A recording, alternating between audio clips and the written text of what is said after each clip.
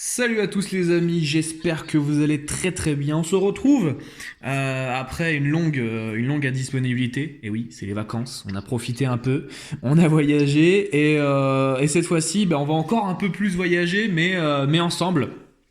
Ensemble pour aller sur cette magnifique course cycliste qui est la Vuelta en Espagne les amis, direction l'Espagne. On va faire un petit road trip. On va partir du côté de la côte valencienne avec la Méditerranée. Et puis on va remonter un peu plus du côté de la France pour arriver à Pau. Ville qui sera étape sur le chrono individuel. Et puis ensuite on ira du côté du Pays Basque pour redescendre dans la cité de Madrid.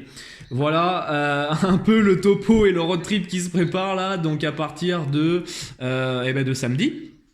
Quand vous écouterez la vidéo, donc samedi 24 août, jusqu'à pendant 3 semaines, donc jusqu'au 15 septembre. Et je suis accompagné, bien évidemment, de Vincent. Vous êtes habitués pour ceux qui maintenant nous suivent. Je suis accompagné de Vincent. Comment ça va, Vincent? En pleine forme. Bonjour à tous ceux qui nous suivent, voilà, qui écoutent ce petit podcast et content d'être avec toi, nous, Rémi, pour notre troisième grand tour. Yes, exactement. Troisième et dernier grand tour qui, on en a parlé déjà en privé, mais n'est pas notre grand tour préféré. Et on va voir ce que ça donne niveau betting, mais même moi, par recul, enfin par expérience, c'est vrai que c'est pas mon grand tour préféré, mais bon, on verra bien. Quoi qu'il en soit, écoute, on va revenir un tout petit peu sur le Tour de France quand même, parce que voilà, on s'est pas vu depuis. Victoire d'Ineos, c'est surprenant. Victoire d'Ineos avec Egan Bernal, qui arrive là cette année sur la Vuelta, un peu avec une équipe un peu bis, j'ai envie de dire. Et on teste jeunes et on essaye de voir par exemple, pour penser à Tao Geoghenaert. Il y aura du Wood Pulse aussi, mais voilà, grosso modo, Kelly Ellison, le petit Frenchie. Mais on a une équipe qui est un peu remaniée là sur cette Vuelta, qui normalement, sauf Cataclysme, ne devrait pas être dans les premiers rôles de cette Vuelta. Maintenant, enfin, ils peuvent nous surprendre, hein, bien sûr, c'est Ineos. Mais normalement, ils ne devraient pas être dans les premiers rôles. Il y a des équipes qui sont bien plus armées, on va en parler. Mais voilà, Tour de France qui nous a fait frissonner, évidemment, nous, Français, avec les péripéties de Julien Philippe, de Thibaut Pinot et un peu le scénario un peu fou qu'il y a pu avoir durant toutes ces 3 semaines de juillet. Comment tu l'as apprécié, toi, ce Tour de France, là, Vincent? Non, non, ça a été un des meilleurs tours, ça a été un des meilleurs tours de toute l'histoire. Enfin, oui, oui, en tout cas de ceux qu'on a vus. Vu qu'on les a pas tous vus depuis 1903. Mais non, non, c'est un très très beau tour au niveau betting. On avait plutôt été bon sur pas mal de choses. La victoire de Bernal qu'on avait anticipé tous les deux bien à l'avance, C'est ça. qu'on avait couvert avec du Thomas. Donc sur la victoire finale, on était vraiment quand même relativement safe.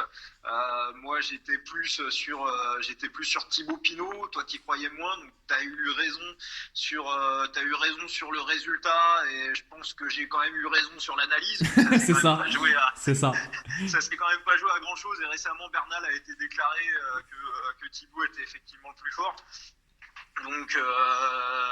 Donc après, sur le scénario de course, sur les choses que tu avais vues aussi, bon, sur Sagan, on s'était pas trop mouillé. Sur le classement par points, on l'avait quand même scénarisé assez facilement. Bon, là, il n'y a pas de génie.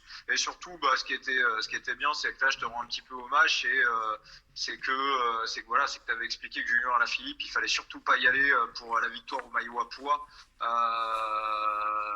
Il y avait des cotes à 2,50, 2,75, et puis bon, on a vu, alors on n'avait pas forcément imaginé qu'il allait passer 14 jours en jaune, Non, ça, et non. que c'était le classement général qui allait faire en sorte qu'il allait complètement se désintéresser du maillot à poids.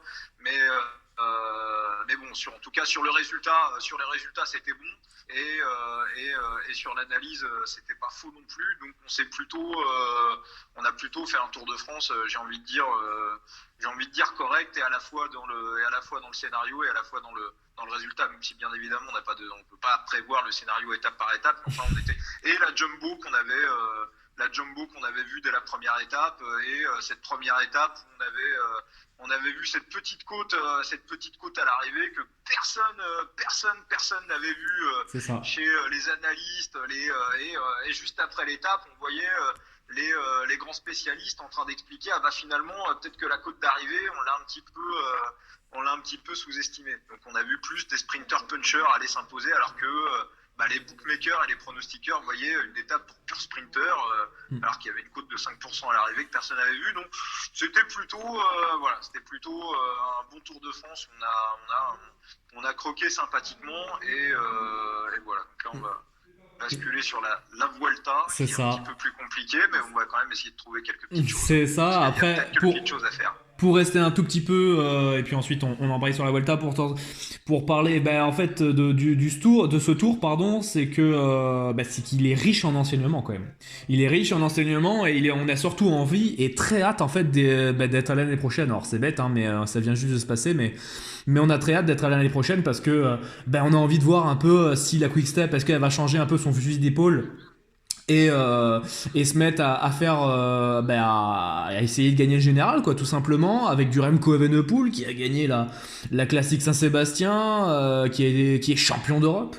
Donc bon, c'est assez dingue, quoi, tout ce qui se passe autour de ce coureur là, jeune belge, 19 ans je crois. Bref, un talent pur, et de toute façon, enfin, t'en avais déjà parlé, ça fait déjà plus d'un an, et on en avait parlé déjà en privé, et ce gamin, moi, m'étonne, il est vraiment incroyable, et savoir comment Ineos va se débrouiller, parce que normalement, Richard Carapaz, qui est actuellement à la Movistar, devrait aller chez Ineos. Donc comment ça va cohabiter tout ça, comment ça va se partager les grands tours entre les Geraint Thomas, Egan Bernal, Christopher Froome, qui va revenir, on le sait, le mec a faim, il l'a dit l'année prochaine je reviens, et c'est pour tout casser. Donc donc le mec est très très chaud. Et puis on a su il y a quoi, hier ou avant-hier, on a eu l'annonce d'un gros transfert à la Jumbo-Visma, l'annonce de la venue de Tom Dumoulin. C'est pas n'importe qui dans le cyclisme mondial, vainqueur du Giro, podium sur le Tour de France l'an dernier, qui malheureusement cette année n'a pas pu faire la Vuelta avec la Sunweb à cause de sa chute du Giro de cette année, mais l'arrivée de Dumoulin va complètement rabattre les cartes, et avec la Jumbo, parce qu'imaginez une équipe, Tony Martin, Steven Kruijswijk, Roglic et Tom Dumoulin, suffit que le chrono équipe il fasse 30 bornes, voilà quoi. La Jumbo va mettre 2 minutes, 3 minutes à tout le monde, quoi.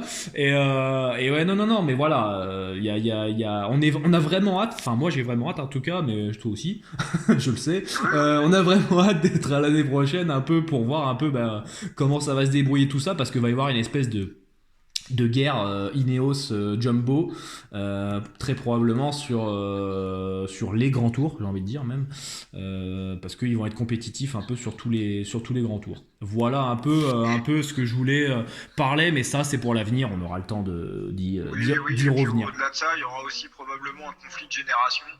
Ouais, c'est ça. Froome, avec ses 35 piges, il va vouloir montrer à toute cette génération de jeunes cyclistes qui est ultra talentueuse. C'est Cyril Guimard qui expliquait encore cette semaine qu'il fallait virer la catégorie des U23. Elle voulait absolument plus rien dire. Et on voit, pour la première fois dans le cyclisme, habituellement on commence à perfer à 23, 24, 25 ans. Bon là, Miguel Angel Lopez fait presque figure d'ancien quand même. Donc on voit une génération de mecs, Bernal, Evenepoel, on a Tadej Pogacar, ouais. Pogacar également. Mathieu Van Der Poel. Pour la Vuelta. Donc, Mathieu Van Der Poel aussi, là, qui a fait encore, qui a encore gagné sur l'Arctic Race en Norvège. Enfin ouais, voilà, on a vraiment une génération. Et puis on aura Thibaut Pinot qui sera rageux comme jamais. Alors le seul bémol quand même sur le Tour de l'an prochain, c'est que juste après le Tour de France, il y aura les Jeux Olympiques à Tokyo. C'est ça. Et on risque d'avoir quelques coureurs qui visent et le chrono et la course en ligne aux Jeux Olympiques.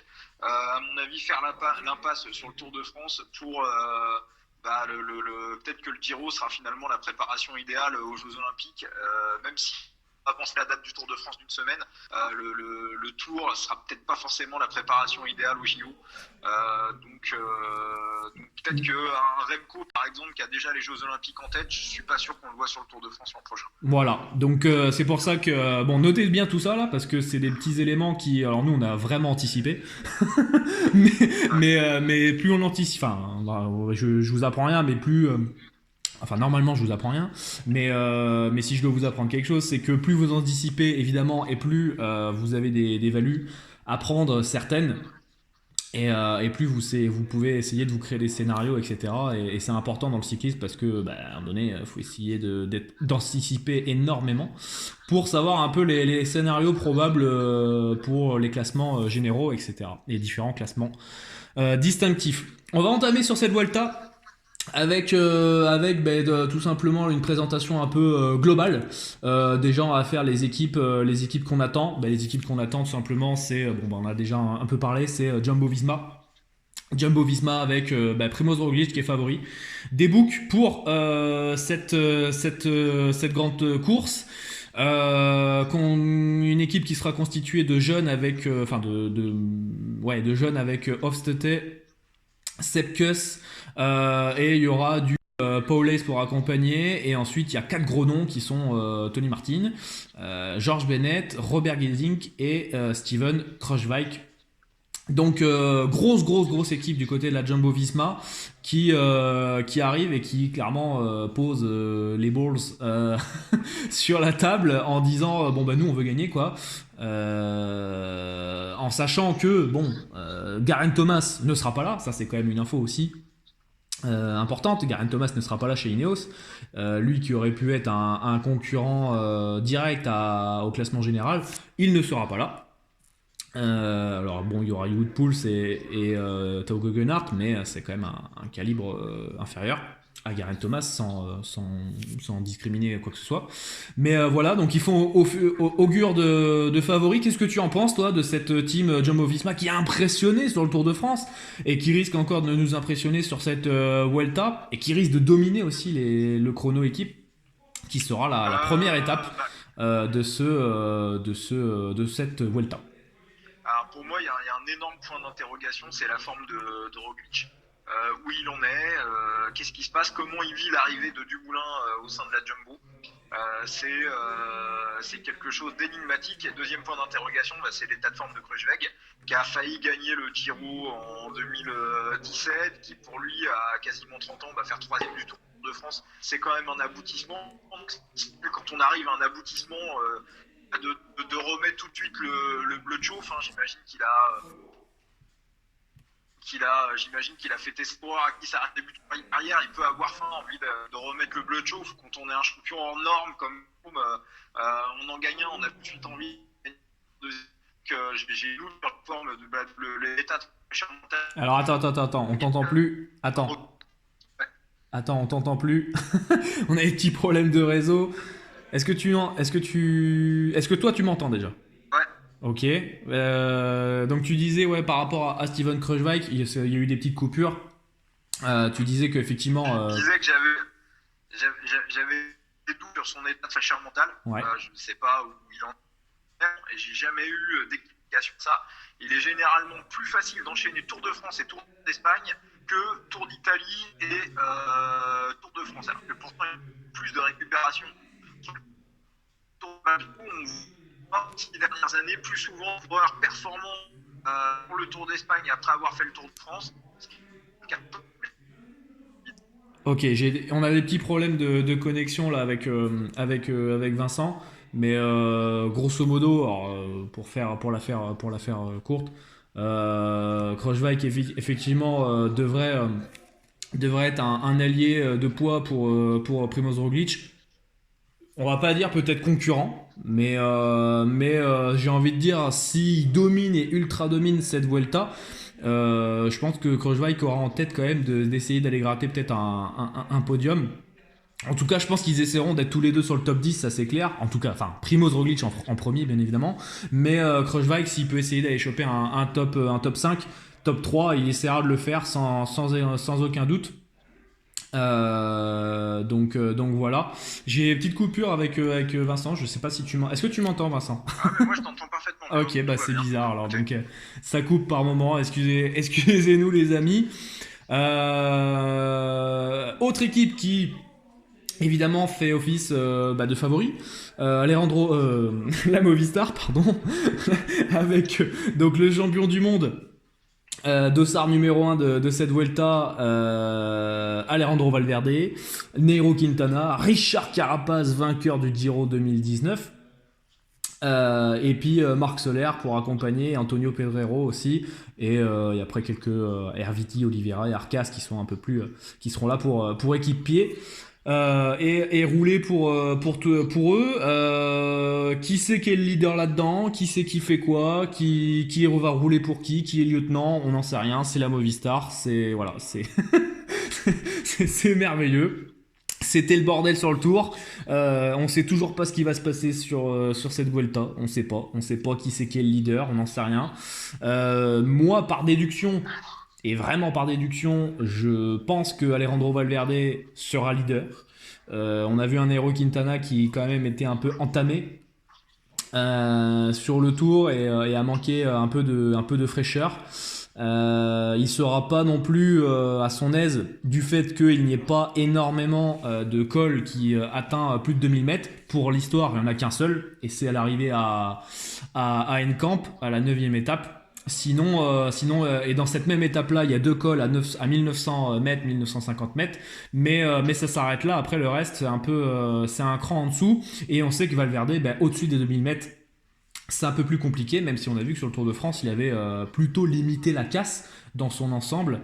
Mais voilà, une Movistar qui roule pour personne, roule pour sa gueule, j'ai envie de dire, c'est un peu égoïste, mais voilà, on a vu un Mikel Landa qui a roulé pour lui, on a vu sur le Tour de France.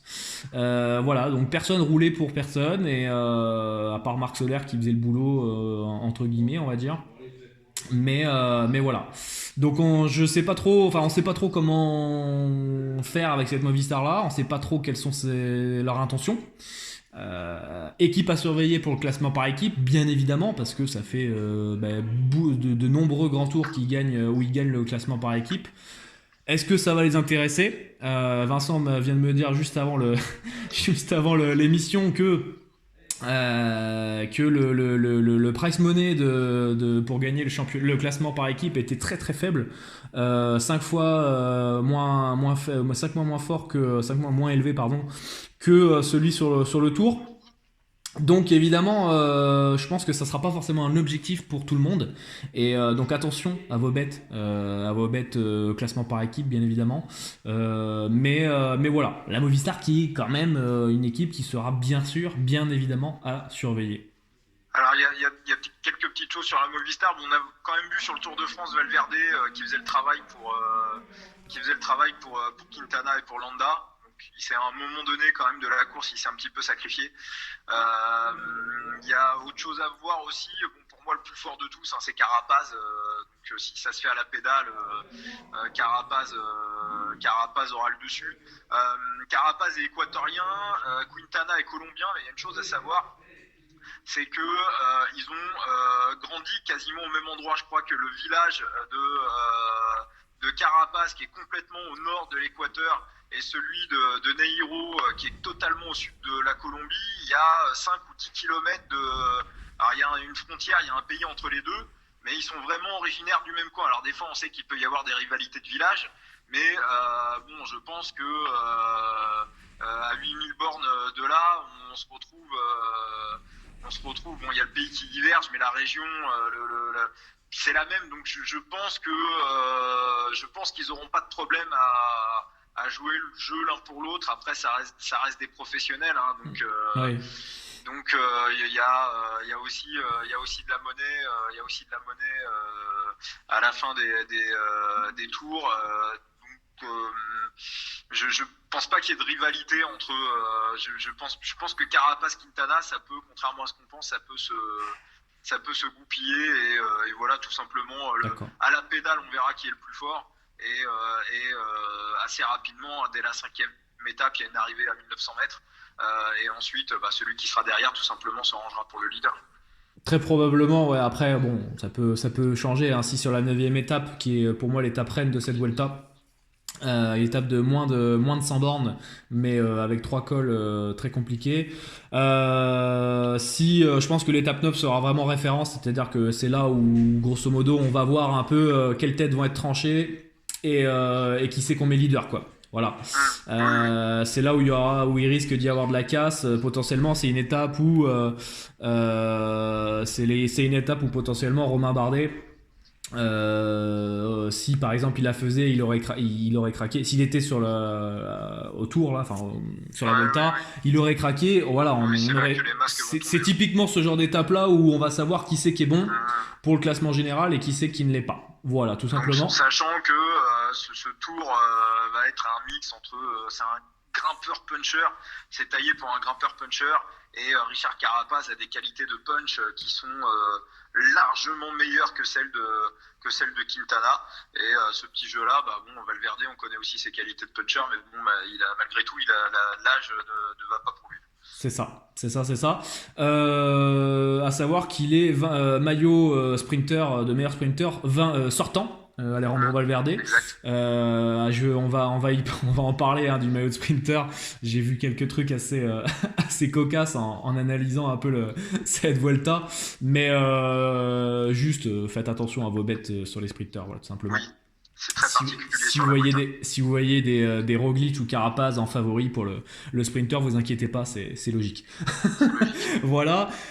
Autre équipe, grosse armada qui pour moi, et ça c'est un avis perso, mais pour moi devrait gérer le peloton, devrait contrôler la course. L'équipe Astana avec alors là on a que des noms qu'on connaît, enfin ceux qui suivent un peu le cyclisme mondial, vous connaissez tous les noms. Alors je vais vous les énoncer d'abord. Miguel Angel Lopez, donc vainqueur du maillot de meilleur jeune sur le Giro. Jakob Fuglsang, on connaît la forme de Fuglsang. Alors ok, il a abandonné sur le Tour, mais ça encore, on l'avait dit, de pas prendre Fuglsang pour le classement général. Ça aussi, tu vois, on n'a pas parlé, mais ça aussi. On a crié haut et fort, jetez-vous sur la défaite de Fuglsang. C'est ça. donc ça aussi, moi, ça m'avait bien, j'ai bien encaissé avec autre que Fuglsang. Les frères Izagüirre, donc Yon et Gorka, Luis Leon Sanchez en puncher, Omar Fraile bien évidemment qui est là et qui va essayer d'aller choper une étape et aider bien évidemment pour mener le peloton, Dario Cataldo qui sera là aussi je pense en électron libre et pourquoi pas donner 2-3 coups de pédale pour gérer le peloton, et Manuel Boaro pour finir le tout.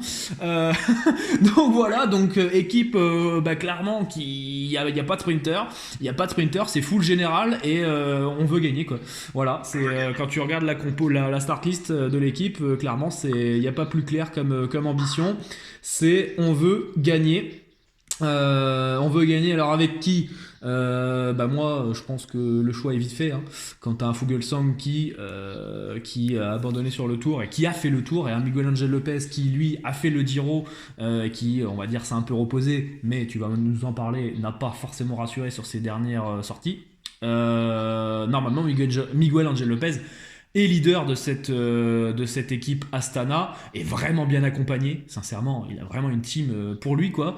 Donc voilà, et comme tu disais tout à l'heure, si admettons un Lopez craque dans la 9e étape, prend 2 minutes, on peut s'imaginer que si Fuglsang arrive à tenir, on peut imaginer que Fuglsang prenne le leadership. Voilà, c'est une option, d'accord, c'est pas ce que je vois, mais c'est une option, voilà, tout simplement. Oui, c'est une option. Alors après, à noter aussi sur Astana, l'étape à Bilbao, Izagirre, complètement la cocher. On sait qu'Astana, de temps en temps, il donne aussi un petit peu de liberté aux équipiers pour aller chercher les étapes. Hein. Il verrouille pas non plus complètement comme chez Ineos. D'ailleurs, souvent, il se disperse un petit peu. On a vu Peyo Bilbao aller gagner une étape sur le Giro, je crois, à l'étape 6, alors qu'il y avait encore beaucoup de travail à faire pour Miguel Angel Lopez. Donc forcément, Izagirre, quand on a vu la fierté qu'il a eue à aller chercher le Tour du Pays Basque, on sait que voilà, on sait que sur l'étape de Bilbao, s'il n'y a pas une bataille entre les grands leaders, il va vouloir ou les étapes autour. Enfin, dès qu'on arrive au Pays Basque, ça va sentir le Izagirre de toute façon. Donc oui, non, équipe redoutable. Alors Miguel Angel Lopez, je l'ai observé sur le Tour de Pologne. Il a tenté des trucs. Donc à la giclette, on a vu qu'il arrivait quand même à décoller. Il avait toujours sa giclette. Il arrivait à décoller les coureurs dans les côtes, les faux plats montants. Après, il a quand même pris. Il a essayé de gagner les 2 étapes de montagne et il a pris 2 grosses branlées. Il a pris 2 grosses branlées assez sévères. Alors après, ça ne veut pas forcément dire grand-chose. On voit souvent des coureurs se trouver sur un tour d'une semaine et être en forme 3 semaines après sur le grand tour qui suit. Mais enfin bon, comme sur le Dauphiné, vaut mieux être en forme sur le Dauphiné pour être en forme sur le Tour de France. L'année dernière, on avait vu Thibaut Pinot qui a fait une super Vuelta en gagnant 2 étapes et en faisant 6 au général. Il fait 3e sur le Tour de Pologne alors qu'il sortait de blessure. On a déjà vu qu'il avait la bonne jambe. Donc le Tour de Pologne, pour moi, m'a pas... même si pour moi, il reste dans les favoris, hein, je le mets dans les 2 favoris avec Carapaz, je mets quand même un petit bémol, je dirais que c'est plus sa régularité en grand tour qui me fait dire qu'il va être encore présent. Et puis il y aura aussi quand même, parce qu'il est toujours éligible au classement jeune, donc évidemment c'est un gros morceau. disons que sur vos bêtes, ne jetez pas tous les œufs dans le même panier. Si vous le mettez podium ou vainqueur final, n'allez pas le chercher meilleur jeune. Et inversement, si vous le mettez meilleur jeune, voilà, je pense que évitez de doubler avec un podium C'est ça. ou une victoire finale. Voilà, s'il y a un bête à placer, allez-y sur l'un ou l'autre, parce que pareil sur le classement des jeunes, il peut aussi avoir un petit peu de concurrence. Ouais. Et à l'inverse du Giro, il n'y en avait pas du tout. Et juste pour mentionner, là on a du Miguel Angel Lopez à 1,53 sur le meilleur jeune. Clairement, ouais, je vous le dis, hein, n'y allez pas. Voilà. Vu le parcours de cette Vuelta, on sait les risques que la Vuelta ça peut y avoir. Miguel Angel Lopez, quand même, à noter, sur le Giro, il a failli être exclu suite à une altercation qu'il y a eu avec un spectateur à l'avant-dernière étape. Clairement, s'il aurait été exclu, il aurait pas eu le blanc, quoi. Moi, j'avoue que j'ai un peu serré les fesses, hein, je suis honnête, hein. Moi j'ai serré les fesses parce que j'avais pris Lopez sur le blanc et j'avais un peu envoyé la purée. Donc parce que pour moi il y avait zéro solution. Pendant 1h30, on s'est un peu chié dessus. Hein. Voilà, c'est ça. Des messages au privé, on n'était pas bien. C'est ça. On attendait l'UCI là. Bon les gars, l'UCI, vous faites quoi? J'ai essayé de gratter des numéros du directeur de l'UCI, mais je l'ai pas eu. Mais ouais, non, voilà. Et on sait que ça peut arriver une chute, ça peut arriver, voilà. Mais à 1,53, clairement, n'y allez pas. Alors je dis pas non plus qu'il faut aller sur les autres. Autre que Lopez, parce que pour moi le favori c'est quand même Lopez et d'assez large au vu de son équipe, au vu de son historique. Mais à 1,53 il n'y a rien d'intéressant pour moi. Patientez un peu, voyez un peu ce qui se passe, regardez un peu l'environnement qu'il y a, Astana, comment ça se passe et tout, les premières étapes. Déjà ils vont perdre un peu de temps sur le chrono.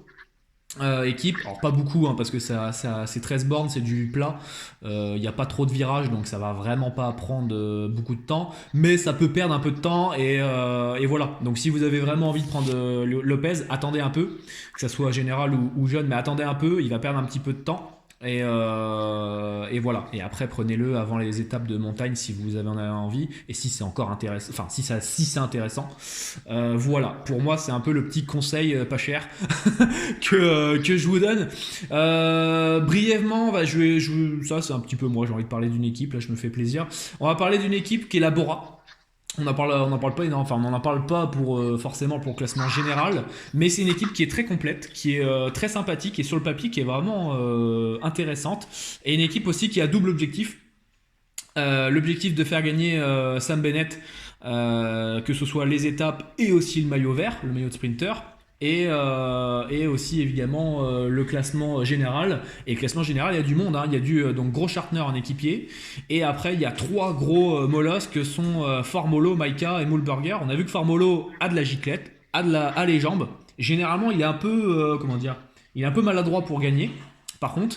Mais du Maika ou Mühlberger, on a vu que Mühlberger est en canne, est vraiment en forme sur le Tour de France. C'est vraiment Gregor Mühlberger, c'est vraiment quelqu'un qui, à terme, dans les années à venir, a le profil typique pour gagner un grand tour. Mais vraiment, genre voilà. Si vous voyez une cote, Mühlberger gagne un grand tour dans sa carrière, bon ça n'existe pas. Hein. Mais voilà, sincèrement, Mühlberger a vraiment le profil type pour gagner un grand tour. Il est hyper complet, il est rapide, il a du punch, il a de la giclette, il monte vraiment bien. Et voilà, et c'est un équipier qui est vraiment hyper important, je pense, pour Maika et Formolo, qui du coup seront co-leaders. Et juste à noter aussi sur cette Bora, et c'est pour ça que je voulais en parler aussi, c'est que Gros Schartner a déclaré cet hiver, enfin en début de saison, qu'il aimait le froid. Et sur la Vuelta, on va avoir beaucoup de chaud, bien évidemment. Hein. On est en Espagne et ça va faire au moins 30 degrés. Donc ça veut dire que si le mec aime beaucoup le froid, il déteste le chaud. Et on l'avait vu sur une étape là, dans un petit tour, une course qui est pas une course World Tour. Et on avait vu que Gros Schartner avait complètement explosé dès que ça avait grimpé un peu. Donc voilà. Donc juste c'était une petite annotation, mais quand même l'équipe Bora qui est quand même à noter, je pense, et qui essaiera d'aller choper un top 5. Je pense que voilà, un petit Maika ou Morfono, ça peut aller chercher du top 5, je pense. Voilà. Et Sam Bennett évidemment pour le vert. Oui, Sam Bennett pour les sprints, hein, évidemment. Alors pour le vert, je mets un bémol quand même parce que quand on regarde on en reparlera de ce classement du maillot vert, ouais. On en reparlera tout à l'heure, mais quand on regarde, on voit que le classement par points de la Vuelta est souvent gagné par un grimpeur. On expliquera tout à l'heure pourquoi. À voir que sur le Tour de Pologne, et souvent, on a toujours un tour d'une semaine qui vient répéter ce qu'on va faire dans le grand tour qui suit, un Dauphiné, répétition du Tour de France, Tour de Pologne qui fait partie des tours de répétition à la Vuelta. Donc très clairement, Formolo roulait pour Maika. Maika sera le leader. C'est un homme de la Vuelta. Il a déjà fait 3e sur cette course-là. Il a fait 6e du Giro. Il était bien. On a retrouvé du bon Maika sur le Giro, donc je pense que ça lui a redonné du moral. Donc je pense que pour le classement général, clairement, Maika sera l'option numéro 1. Je pense aussi. Et puis bon, ils sont sur une super dynamique, quoi. Sagan a chopé le vert à Paris. Donc bon, ça a dû donner des idées à Sam Bennett. Alors Sam Bennett qui va partir chez Quickstep, The Conan Quickstep l'année prochaine. Donc bon, ça c'est acté. Donc voilà. Alors c'est pas acté. Il me semble que c'est pas acté officiellement, pardon. Mais c'est acté dans les têtes de tout le monde et voilà, on sait qu'il va partir. On sait il s'était déjà plaint de sa situation avec Labora. Bon, évidemment, il y a du lourd, hein, Ackermann, Sagan, voilà. On peut pas courir avec 3 sprinters partout. Mais voilà, Labora qui sera une équipe qui sera vraiment à surveiller et qui aura des grandes chances de faire quelque chose. L'équipe Quickstep qui elle par contre elle aura pas forcément grand chose à jouer si ce n'est les victoires d'étape avec du Jacobsen. À noter qu'il y aura du Philippe Gilbert, vainqueur de Paris-Roubaix cette année, mais voilà, au-delà de ça, Jacobsen ira chercher les victoires d'étape, potentiellement le maillot de sprinter, mais j'y crois pas du tout parce que par rapport à ce qu'on va vous expliquer après. Et puis ensuite il y a quelques profils qui sont assez sympas comme Eros Capecci, qu'on avait vu sur le Giro. Voilà, c'est ça qu'on avait vu sur le Giro et qui nous, Vincent et moi, nous avait vraiment étonné parce qu'il sortait un peu de nulle part celui-là, on savait pas d'où il sortait. Et quand on a vu la giclette qu'il avait, on s'est dit ok d'accord. On s'est dit ok d'accord, c'est sérieux. Et voilà, une équipe qui pas trop d'ambition quoi. Mais c'est à chercher les étapes sur le sprint. Voilà. Alors il y en a un aussi à signaler à la Deceuninck, c'est Rémi Cavagna, qui avait été impressionnant c'était sur le Tour de Californie. C'est ça. où il en avait claqué une en partant à 80 bandes de l'arrivée. Ah, en solitaire, un ouais. exploit. Ah ouais, magnifique, Ouais, magnifique étape et magnifique victoire. Ouais. Zenex Tibar, Tim de Klerk. Alors moi, si vous chopez un top 3 sur le chrono par équipe, de Koenig, allez, 1,40, 1,50. On est quasiment sur le même parcours que il y a 2 ans, où la De Koenig avait terminé deuxième. On sait que les chronos par équipe, c'est pas forcément qu'une question d'empiler les rouleurs les uns derrière les autres. Il faut aussi avoir des sprinters, des poissons pilotes, des mecs qui sont capables de relancer et de faire des grosses relances. Ça a aidé la Jumbo d'ailleurs sur l'étape du Tour de France qu'ils ont gagné. Et je vois la composition de la De Koenig, Cavagna, ça roule très très bien. Il y a comme ça sprint. Tim de Klerk qui était dans l'équipe qui a fait deuxième du chrono il y a 2 ans. Capecchi, on en a parlé. James Knox, Zenex Tibar, ça roule bien. Philippe Gilbert, ça roule bien. Et Richetze, c'est un poisson pilote, donc ça veut dire qu'il y a du punch, il y a de la relance. Le chrono est tout plat, le chrono est court. De Koenig top 3, regardez les heads-up aussi. Je pense qu'ils vont faire un truc sur le chrono. Hein. Je les exclus pas du tout de la victoire. En tout cas, pour moi, ils seront pas loin. Ils seront vraiment pas loin. Et on sait aussi que chez De Koenig, il y a une énorme culture de la gagne sur les chronos par équipe. On sait que Patrick Lefebvre, c'est un truc qui lui tient vraiment à cœur. Donc les mecs ont la culture de ça. Et en tout cas, quand ils vont quand ils vont prendre le départ, ça va être pour jouer la gagne. Ils vont pas, ça sera pas pour autre chose. Donc voilà. Sur les étapes de baroudeur, Cavagna, faudra essayer de regarder. On n'a pas encore eu les cotes, mais peut-être Cavagna gagne une étape. À aller au-dessus de 5, je pense que c'est quelque chose qui peut se prendre. Si vous voyez Winamax, il aime bien la chaleur. Il aime bien la chaleur en plus. Il aime bien ce genre de profil d'étape. Par contre, il y a une étape là où en donné ça vallonne pas mal et il y a des belles descentes. Voilà, Cavagna ça descend bien. Donc voilà, non, il y a vraiment quelque chose à faire avec la course. Il peut se révéler. Faut se rappeler que certains Français se sont révélés sur la Vuelta. Julien s'était révélé sur la Vuelta en 2015 quand il n'avait pas pu faire le Tour de France, 2015 ou 2016. Barguil a 22 ans et qui était inconnu, qui avait été en gagné 2 sur la Vuelta. Donc Cavagna peut être cette année le Barguil d'il y a 4 ou 5 ans. C'est ça. C'est une possibilité. Voilà, équipe FDJ brièvement, équipe complètement dévouée à Marc Sarro, équipe C, même équipe D, hein, clairement il y aura du Steve Morabito, Romain Seigle, Benjamin Thomas, enfin voilà, c'est vraiment pas dingue, donc voilà, c'est une équipe qui essaiera d'aller choper les échappés, faire des bornes et tenter des coups de loin. Marc Sarro sera le sprinter et leader de cette équipe là pour essayer d'aller chercher des victoires qui seront pas faciles, hein. Parce que je vais vous donner un peu la liste des sprinters de ce que j'ai là en tête. Là, en tout cas on a Gaviria, Sam Bennett. On a alors attends parce que j'essaye de pas trop Degenkolb. On a du Luca Mesguet qui est en feu, qui était en feu sur sur quel cours, pas le Big Bang, sur le Tour de Pologne, il en a gagné le Tour de Pologne, voilà.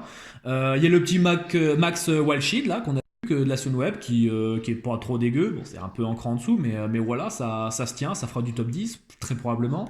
Il y a du Clément Venturini, il y a qui encore, je regarde, mais grosso modo il y a ça, il y a toujours des mecs de la Lotto Soudal parce qu'on en a pas parlé, mais les mecs de la Lotto Soudal, il y a toujours des mecs, il y a que des baroudeurs, hein, Lotto Soudal quasiment. Il y a quelques mecs qui grimpent un peu comme Marzinski qui fait partie un peu des favoris pour le maillot de grimpeur. Surtout ce qu'on voit au niveau des sprinters, c'est qu'il n'y a pas grand chose à croquer pour les sprinters sur la Vuelta, c'est-à-dire que même une étape plate, c'est quasiment sur le Tour de France une étape de moyenne montagne. C'est ça. Donc il n'y a rien de tout plat sur la Vuelta. Non. C'est le pire tour pour les sprinters. Et on voit quand même un plateau de sprinters qui est sympa, quoi. Qui est loin d'être claqué. Ouais. Donc voilà. Non, alors ils annoncent, hein, si vous allez sur le site officiel de la Vuelta, ils annoncent 6 étapes de plaine. Alors regardez en détail les étapes de plaine. S'il y en a une ou deux plats, tout plat, c'est bien. Mais les 4 autres, ça vallonne. Hein. les 4 autres, ça vallonne. C'est jamais, c'est jamais plat. De toute façon, on s'ennuie jamais. Ouais, on s'ennuie jamais sur la Volta, c'est jamais plat plat, donc voilà. Et le petit Aranburu aussi de la Carrera Rural en sprinter, je l'ai pas nommé, mais voilà, donc grosso modo, il y a quand même, il y a quand même beaucoup de monde pour le Marc Sarro, donc on va voir s'il arrive à sortir un peu de son épingle du jeu. Il sera leader de cette équipe-là, il aura des bons rouleurs avec lui, je pense à Benjamin Thomas notamment. Mais voilà, il y aura de quoi emmener dans les trains, dans le train de sprint. Maintenant, à voir est-ce qu'il est là pour faire mumuse ou pour aller chercher des étapes. Voilà, s'il est en gratuit, je pense que ça sera très bien. Mais Ça sera, oui, oui. voilà. Après, Sarro, ce qu'il faut voir, on l'a beaucoup suivi au début de saison, il nous impressionnait même sur la Coupe de France, où voilà, on l'avait même coché parmi les outsiders de Paris-Roubaix, où d'ailleurs je crois qu'il n'a pas été mauvais, il me semble qu'il fait 29 sur Paris-Roubaix. Ouais, c'est possible. Ouais. On l'avait regardé, il était en feu complet sur la Coupe de France. Bon, ce qu'il faut savoir, c'est qu'il a perfé en début de saison sur la Coupe de France, dans le froid, sur des courses compliquées. J'ai un peu l'impression, sur le Tour de Pologne, il a rien fait. J'ai un peu l'impression qu'il arrive cramé. Il a été meilleur sprinter quand même sur le Tour de Pologne. Alors il n'a pas gagné une étape, mais il est meilleur sprinter. Il a le maillot vert. Ouais, il a le maillot vert, mais il n'a pas gagné une étape. Oui, hein. Son meilleur classement, c'est 5ème, donc voilà.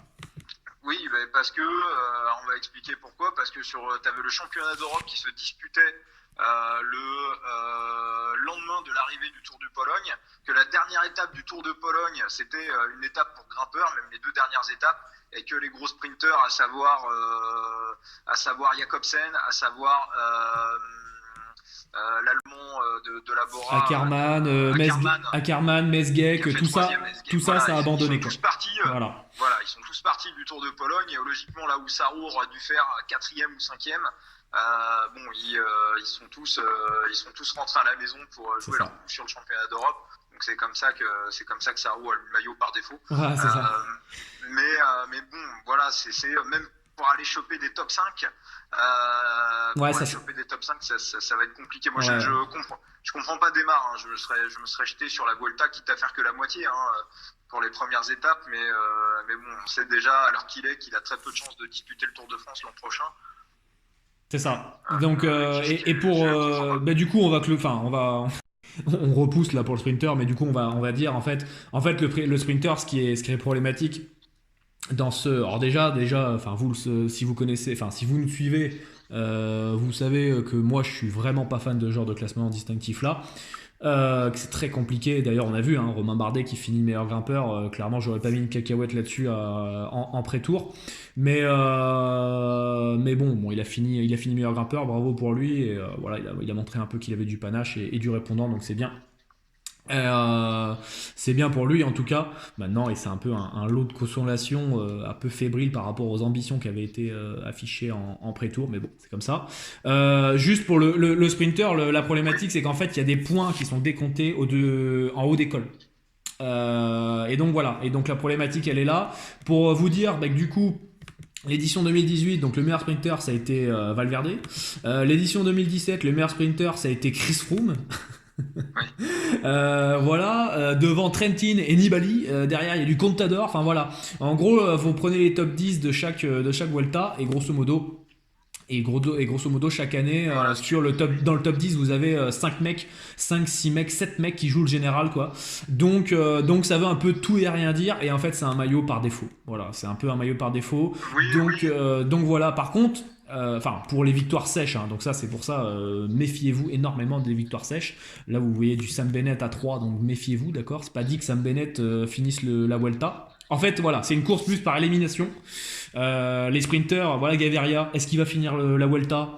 Compliqué, on sait pas. On sait qu'il avait pas fini le Giro, le pauvre. On sait qu'il a pas forcément des bonnes sensations sur la Vuelta, en tout cas il en a jamais réellement montré. Sur le Giro, on sait qu'il est très fort, mais parce que c'est un profil d'étape qui lui conviennent plus. Maintenant sur la Vuelta, est-ce qu'il sera en Cannes? Ça c'est un peu un point d'interrogation. La Team UAE d'ailleurs qui a une belle équipe, au passage on en parlera juste tout à l'heure, mais voilà, Jacobsen, est-ce qu'il va vraiment essayer d'aller finir le la Vuelta, et puis est-ce qu'il sera plus fort surtout du Sam Bennett, Gaviria, etc., et qui va régler tout le monde, bon, c'est compliqué à dire. Mesgeg, je le vois pas finir la Vuelta. Degenkolb, bon, bah il est un peu limité, mais bon, il grimpe bien, mais ça s'arrêtera là, quoi. Enfin, il a un profil un peu plus sprinter puncher. Donc lui il a des chances de passer les boss et de passer les délais et tout, mais voilà quoi, le problème de Sam Bennett, etc., ça sera surtout de passer les délais en fait. C'est pas parce que intrinsèquement, oui évidemment, si vous voyez du De Gelpoy à 40, vous vous dites mais les boucs ils ont pété leur slip quoi. Vous vous dites Carapaz à 6,50, c'est quoi ce bordel? Mais non, à 7,50 c'est quoi ce bordel? Mais non, Carapaz à 7,50 pour le maillot de sprinter, c'est tout à fait viable. Donc voilà. Ça se prend presque. Ouais, limite ça ça mérite sa piécette. Mais voilà, c'est un peu un maillot par défaut, un peu comme le maillot de grimpeur. C'est des maillots qui se décantent, on va dire au fil de la course, et notamment en plus que les maillots de sprinter, des fois ça se joue vraiment à l'avant-dernière course, à l'avant-dernière course, donc qui est une course dite de montagne, là où les costauds doivent se régler. Donc voilà, faites attention à ça pour ceux qui sont sur les boucs Argel et qui n'ont pas la possibilité de jouer des face à face ou contre voilà, par exemple la G1, Sam Bennett, autre que Sam Bennett à 1,25. Voilà, si vous ne pensez pas que Sam Bennett finira la Vuelta, ou qu'il y aura meilleur que lui, un leader qui peut passer devant, bon ben effectivement à 1,25 ça commence à être très intéressant. Voilà, c'est le genre de code qui, perso, moi ça me fait un peu kiffer. Mais voilà, après voilà un peu le point qu'on pouvait faire sur ces maillots là distinctifs. Donc voilà, ce qu'il y a à noter, c'est quand même que le général prime énormément sur la Vuelta, par rapport à des grands tours comme le Giro ou le Tour de France, où c'est incapable, où on est par exemple, je veux dire, c'est complètement ironique de dire que Bardet pourrait devenir maillot sprinter sur le Tour de France. C'est complètement voilà, c'est fou de dire ça quoi. Mais sur la Vuelta c'est totalement enfin c'est banal, ce serait pas improbable. Voilà, c'est ça serait qu'il le soit un jour. Pour être complet sur le règlement du classement par points sur la Vuelta, c'est que l'essentielle différence, c'est que sur le Tour de France, dans les étapes réservées pour sprinters, on met plus de points en jeu pour les sprinters. Le gagnant va gagner 50 points, et il y a moins de points en jeu dans les étapes de montagne où le vainqueur va marquer 20 points en haut d'école. Et sur la Vuelta, on met toutes les étapes à égalité. Donc sachant qu'il y a peu d'étapes pour sprinters, il y a autant de points à marquer, comme tu le disais, en haut dans les arrivées au sommet que sur les arrivées pour sprinter. On est sur le même nombre de points. Et deuxième point très très important, c'est que sur le Tour de France et sur le Tour d'Italie, il y a des sprints intermédiaires avec des bonifications sur le Tour de France, jusqu'à 15 points à gagner par sprint bonification. Et là, les bonifications sur la Vuelta rapportent que dalle, hein. C'est les 3 premiers qui marquent des points. 4 points pour le premier, je crois que c'est pour le deuxième c'est 2 points, 1 point pour le troisième. Donc les bonifications ne servent à rien. Donc un sprinter éventuel ne peut même pas grossir son quota de points en jouant les sprints intermédiaires. C'est ça, l'idée c'est ça. Et alors la Vuelta, on n'a pas décomposé un peu les étapes, mais grosso modo, si vous êtes sur le site officiel, ils disent donc qu'il y a 6 étapes de plaine. Comme on a dit un peu précédemment, c'est des étapes où grosso modo il n'y a pas de plat, enfin c'est quasiment jamais plat. Il y a 4 étapes accidentées, donc ça c'est pour baroudeur, donc c'est compliqué pour un sprinter d'aller chercher ce genre d'étapes. Et il y a 9 étapes de montagne. Donc vous voyez un peu le parallèle et comment dire, la complexité. Alors déjà la complexité pour les boucs, parce que côté ce genre de choses, c'est hyper, ça doit être les mecs doivent se gratter la tête quand même, parce qu'ils doivent se dire attends, on fait comment quoi. Mais il y a des erreurs, hein, de toute façon c'est certain, hein, vous cherchez un peu, il y aura des erreurs, hein, vous faites des screens là, je vous conseille de faire des screens, des captures d'écran de tous les bêtes là qu'il y a sur le maillot de sprinter, et vous regardez à la fin de la Vuelta et vous regardez un peu les classements et qui c'est qui a gagné, etc. Et vous allez dire ben voilà, qui c'est celui qui a gagné, il a une cote à 50. Voilà, c'est tout à fait probable qu'un mec qui a une cote à 50 puisse gagner le maillot vert de meilleur sprinter. Là je vois un Pierre Latour à 50 par exemple là sur Winamax pour pas le citer, et c'est tout à fait viable qu'il puisse aller gagner le maillot sprinter si le mec se met à gagner des étapes. Voilà, tout simplement. Donc c'est très compliqué de se positionner par rapport à ça. Donc vraiment, gros warning par rapport à ça. Avant d'investir, faites pas n'importe quoi. Voilà, et moi j'ai pas trop d'avis à donner par rapport à ça. Alors moi je me suis déjà positionné sur des face à face, mais je me suis pas positionné sur les classements montagne que j'aime pas du tout, que j'aime pas trop. Alors s'il y a un truc par contre qui est intéressant, enfin que je trouve moyennement intéressant, évidemment parce que la cote est pas non plus fofolle, mais prendre autre que Thomas de Gent à 1,08, c'est plutôt intéressant. Et pourquoi? Parce que de Gent va faire son 3e grand tour. Et je le vois vraiment mal, mais alors vraiment mal, essayer d'aller choper le maillot de grimpeur en allant essayer d'aller tourner sur 5, 6, 7 étapes de montagne, aller gagner en haut d'école et tout, et alors que c'est son 3e grand tour de l'année. Donc voilà, c'est ce qui me paraît un peu aberrant parce que son autre que Thomas de Gent est à 1,08. Alors oui, c'est une petite cote, d'accord. Mais voilà, c'est un peu, c'est un peu le mot, enfin c'est un peu ce que j'avais vu. Après le reste, c'est quasiment impossible à savoir. C'est déjà le classement du meilleur sprinter, c'est une loterie qu'on peut anticiper. C'est pas une loterie sur le Giro, c'est pas une loterie sur le Tour de France, c'est une loterie sur la Vuelta. Le classement du meilleur grimpeur, c'est souvent une loterie sur le Tour de France. Un peu moins sur le Giro, bizarrement, parce qu'on arrive à voir à l'avance qui sont les mecs qui vont le cibler. Là, sur le Tour d'Espagne, le meilleur grimpeur, alors après, il y avait un spécialiste comme David Moncoutier. On savait que le mec allait le viser d'entrée. C'est lui d'ailleurs qui a le record. Mais bon, là. Mais là, le problème de la Vuelta, c'est que tout le monde s'est grimpé, quoi. En fait, grosso modo, c'est ça, quoi. C'est que vous avez des mecs. Cara Rural à la con qu'on connaît pas. C'est complètement possible. C'est ça, vous avez des mecs comme de l'équipe Euskadi par exemple, là, du Biscara, etc. Des mecs de Burgos BH, même un mec de la Cofidis. La Cofidis, il se ramène avec une très belle équipe pour aller chercher des étapes. Bon là en favo, ils ont mis Luis Angel Maté. Il y a du Ressus Serrada, il y a du Nicolas Aidé qui sera revanchard parce que il me semble que c'est sur quoi c'est sur le critérium du Dauphiné où il abandonne. Ouais, c'est ça. C'est sur le critérium du Dauphiné où il abandonne, il me semble, Nicolas Aidé, et du coup il peut pas faire le tour alors qu'il était prévu. Là on l'a vu, non, c'est sur le Tour de France qu'il abandonne, pardon. Sur le Tour de Pologne, on a vu et c'était une course de reprise, donc c'est un peu course de reprise quoi, c'est un peu compliqué pour lui d'assumer. Mais il y a du Darwin Atapuma, il y a du Jesper Janssen, il y a du il y a du Stéphane Rossetto aussi. Donc voilà, il y a une belle équipe pour essayer d'aller dans les échappées, aller chercher les étapes de montagne. Mais il y a des mecs là-dedans qui peuvent aller chercher le grimpeur.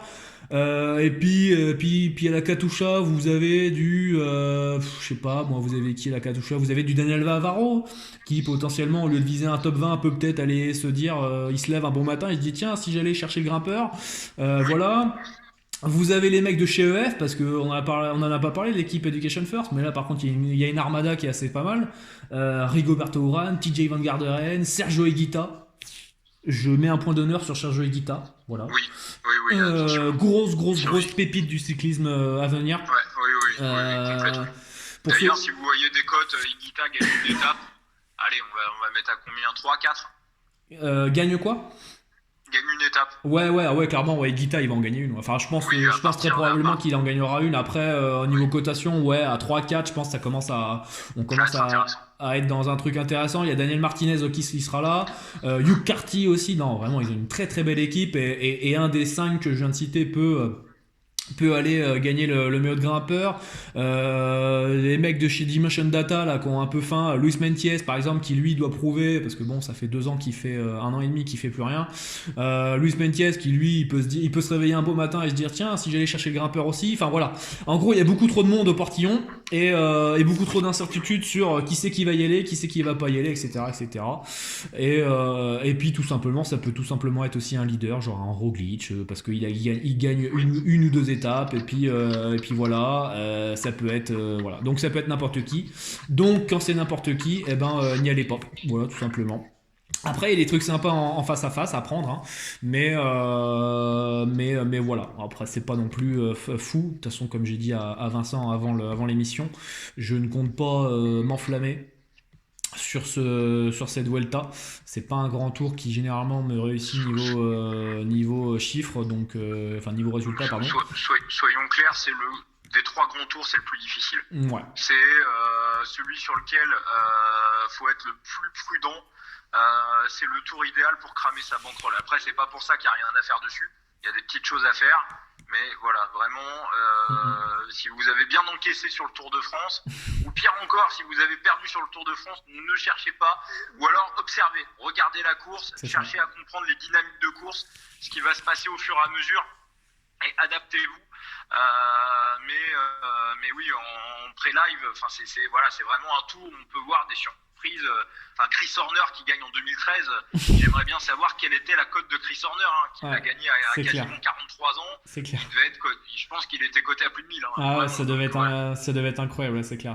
Non, voilà, il se passe des trucs qui sont assez folles des fois sur la Vuelta, et vu l'année qu'on vit actuellement en termes de cyclisme, bon, je serais pas choqué qu'on ait une année un peu de fou comme ça. Maillot blanc, on en a brièvement parlé. Je voulais revenir sur un petit mec qu'on a parlé, c'est Tadej Pogačar qui voilà, qui pour moi, alors là il est coté à 10 pour le maillot de grimpe, le maillot de meilleur jeune, logiquement, hein, parce qu'évidemment Miguel Angel Lopez prend toute la part du gâteau. Donc derrière il faut répartir un peu comme on peut. Mais voilà, vous avez du Tao Geoghegan Hart aussi qui est en deuxième favori. Mais voilà, s'il y en a qui veulent tenter une grosse cote, une petite pièce là-dessus n'est pas négligeable. On n'est jamais à l'abri voilà, surtout que Tao Geoghegan Hart, alors avant normalement, il y a quelques jours, Wout Poels n'était pas prévu pour la Vuelta. En tout cas, il n'était pas c'était pas prévu en tout cas. Et en fait, quand ils ont sorti la startlist finale, Ineos, ils ont mis du Wout Poels là-dedans. Donc ça rabat un peu plus les cartes en termes de leadership, parce que normalement ça devait être Tao Geoghegan Hart en leadership, et puis il y avait quelques mecs en écran libre comme Dunbar, etc. Qui est un bon petit jeune aussi irlandais là, mais finalement qui n'est pas là et qui a été remplacé par Wout Poels. Et donc on imagine que Wout Poels sera leader d'Ineos avec un Tao Geoghegan Hart, alors soit en électron libre, tu vois, potentiellement c'est le genre de profil qui peut aussi aller chercher le grimpeur, quoi, tu vois, un mec comme ça, là, en donné, il se prend 5-10 minutes en première semaine. Il y a un jour de moins bien. Voilà, et puis en donné, il se dit, Ineos, il dit, bon bah vas-y, va faire les étapes mon vieux, et puis il en gagne une. Et puis en donné, le mec il se gratte la tête, il se dit attends, j'ai les jambes, je peux aller encore en chercher. Et puis voilà, puis il passe au-dessus des cols, et puis voilà. C'est typiquement le profil de coureur comme ça qui, s'il prend des minutes, voilà. Donc on imagine que ce mec-là en plus sera lieutenant, alors que Pogačar, alors lui aussi sera lieutenant chez UAE de Fabio Aru qui a faim. Je vous le dis, il a très très faim. Il arrête pas de dire dans la presse que je reviens, je suis là pour tout casser, etc. Donc voilà. Je vais peut-être donner un petit bet sympa à ce propos-là, sur ça. C'est vrai que sur les heads-up, il n'y a pas grand-chose. Sur le général, Aru qui bat la Tour. Alors c'est vrai que la Tour revient pas mal en ce moment. Maintenant, je l'ai lui aussi bien observé sur le Tour de Pologne. Quand il commençait à y avoir des coups de giclette et des attaques un peu dans tous les sens, il était quand même un peu à la traîne. Il revenait ensuite parce que ça se regardait devant. Donc logiquement, intrinsèquement parlant, un Fabio Aru qui sera à 80 ou à 90%, parce que Aru a fait 14e sur le Tour de France. Là, on peut imaginer que sur la Vuelta, il peut faire top 6, top 7. S'il y a des morts et des blessés, il peut faire un petit peu mieux. Mais bon, j'ai du mal à imaginer la Tour jouer le podium sur la Vuelta. Donc, en logique, on a du Aru qui bat la Tour à 1,7. Ça peut, sans mettre sa bankroll dessus non plus, ça peut se tenter. Voilà, c'est ça. Mais vous avez vu, c'est pas fou, mais ça se tente. Voilà, c'est ça. C'est vraiment avec parcimonie. Il y aura du Sergio Henao aussi, on va voir, parce que lui, ça fait longtemps aussi qu'on l'a pas vu faire quelque chose. Donc on verra un peu s'il a les jambes. Mais donc grosso modo, Tadej Pogacar, bah il a pas trop de statut quoi. C'est-à-dire que je pense pas que la UAE dise, écoute, t'es lieutenant de Fabio et point barre. Non, je pense il a un gros potentiel. Tadej Pogacar, faut rappeler donc qu'il a gagné le Tour de l'avenir, Oui, oui, oui. le Tour Ouais, de l'an l'avenir l'an il a 20 dernier ans. et que le mec est très très fort quoi. Voilà, il a gagné le Tour de Californie et tout. Enfin bref, le mec est super fort.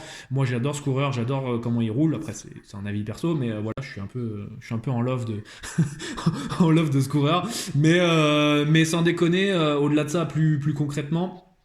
Je pense qu'il sera un peu en électron libre et qu'il se fera un peu plaisir sur cette Volta et il aura de quoi faire.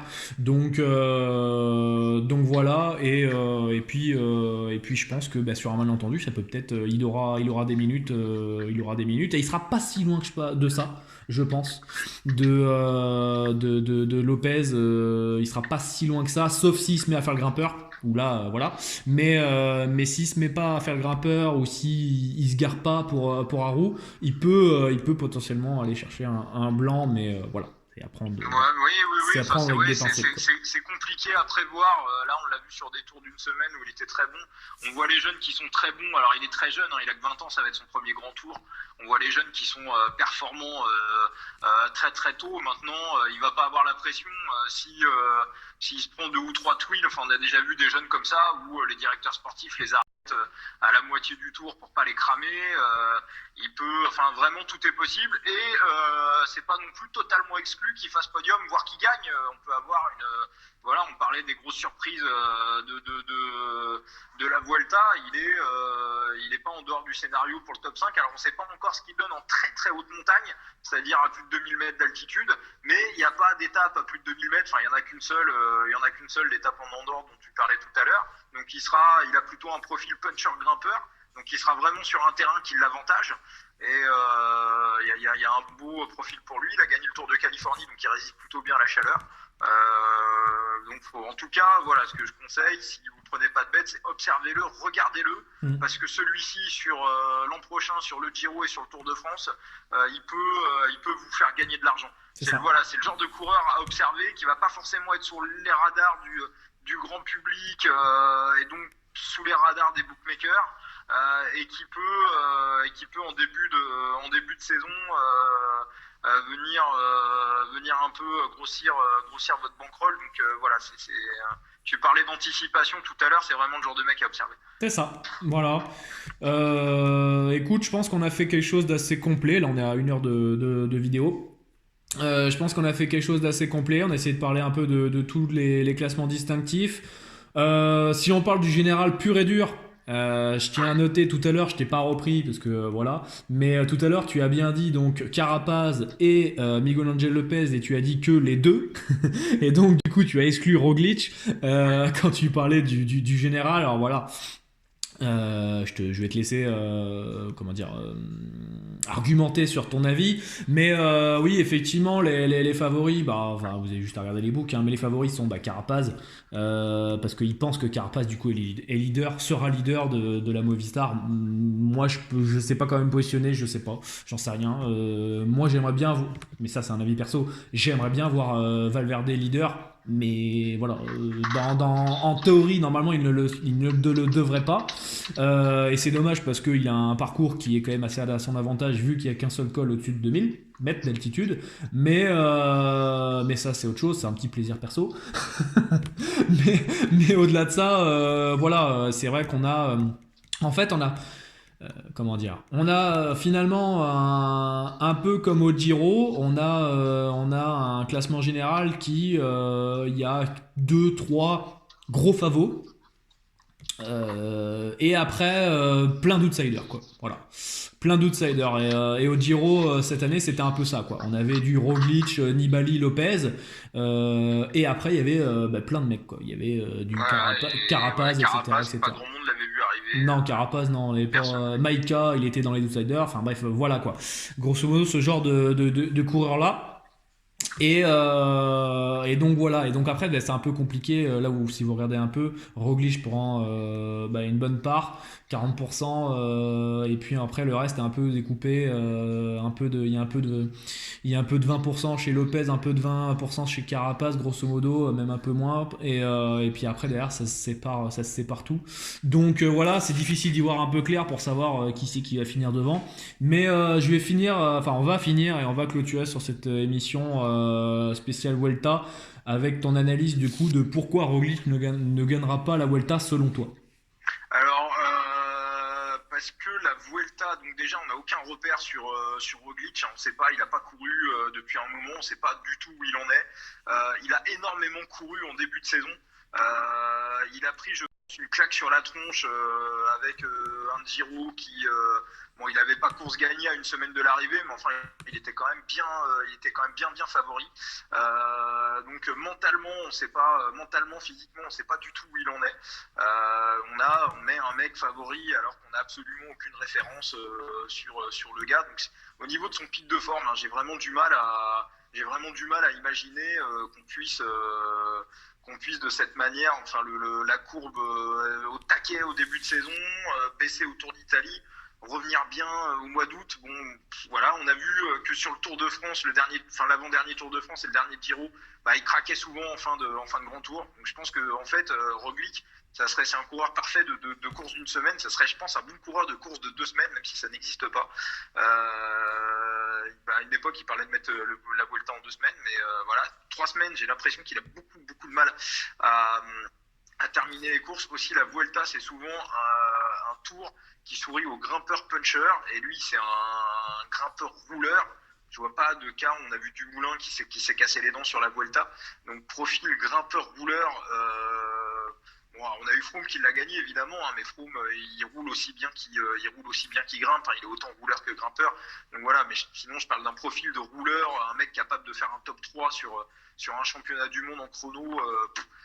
Prenez le palmarès de la Vuelta, il n'y a pas, c'est vraiment le seul tour où on voit des purs grimpeurs,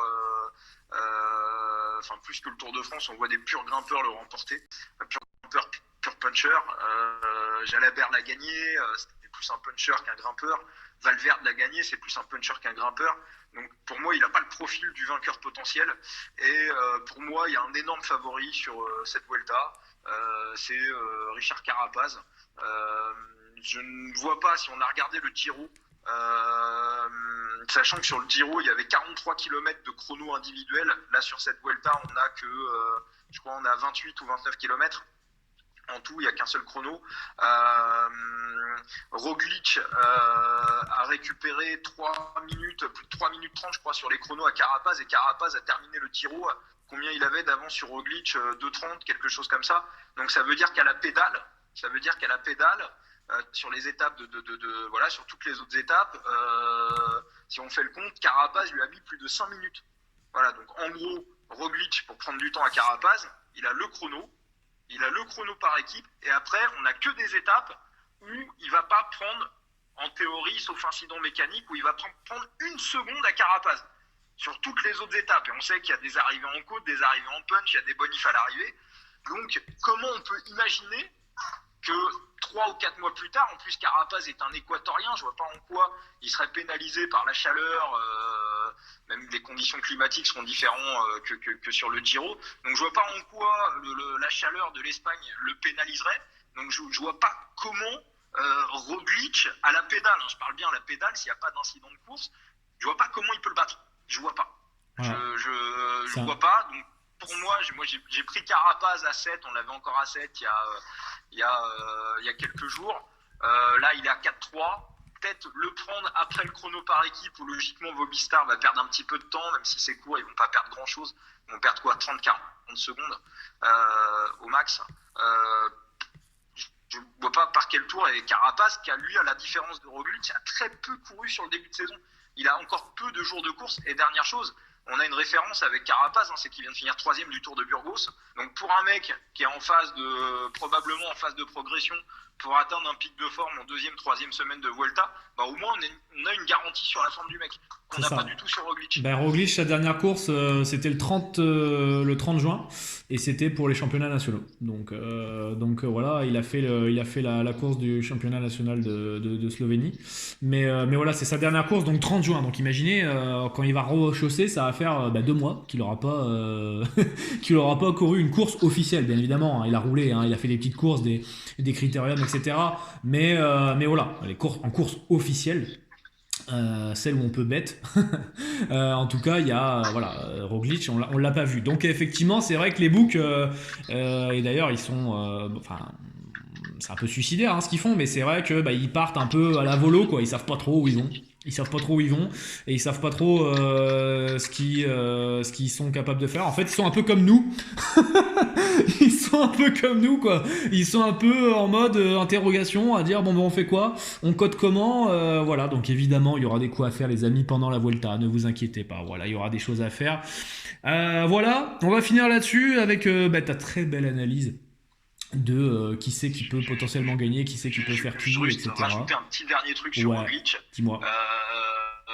Très rapidement, en début de saison, Roglic devait doubler le Giro et le Tour de France. Donc la Vuelta n'était pas prévue, donc elle n'a pas été prévue dans la préparation, dans la planification foncière d'avant-saison. Et c'est pour ça qu'il a énormément roulé aussi en début de saison, à l'inverse de Carapaz, qui lui, je pense, avait déjà derrière la tête de doubler Giro, plus on est sur un truc qui est mieux réfléchi. Donc voilà, moi, Carapaz sera devant Roglic. Dans la même optique, et je mets dans le même panier Miguel Angel Lopez, qui lui aussi n'était pas du tout prévu totalement pour le Tour, et qui était prévu pour faire Giro Vuelta. Et vu l'équipe, donc on peut imaginer des reconnaissances d'étapes, des analyses. C'est ça. Voilà. Et c'est moins préparé, à mon avis, du côté de Roglic. Voilà, donc voilà, après ce sont nos avis les amis, ce ne sont pas des bêtes, ce ne sont pas, voilà, ce n'est qu'une analyse de compétition que nous faisons là. Merci en tout cas pour tous ceux qui sont restés jusqu'au bout. Pour écouter, j'espère que cette émission vous aura plu, vous aura apporté des éléments qui vous aideront pour peut-être ou non vous positionner sur certains investissements. Faites attention à votre bankroll les amis, sachez que il faut en prendre soin comme la prunelle de ses yeux, voilà. Et puis n'hésitez pas si vous avez des questions, si vous voulez des conseils, si vous voulez souscrire au groupe privé de Money Times, n'hésitez pas, vous avez tout ce qu'il faut en description, que ce soit nos réseaux sociaux, notre site web, les amis. On se quitte là-dessus. Salut à toi Vincent. Salut à tous, salut à toi Rémi. Et puis on espère à tous ceux qui ont suivi ce live. On espère une très bonne Vuelta et puis on espère que on va se régaler. Oui. On finisse tous blindés quoi. C'est ça. Allez, ciao à tous. Ciao les amis.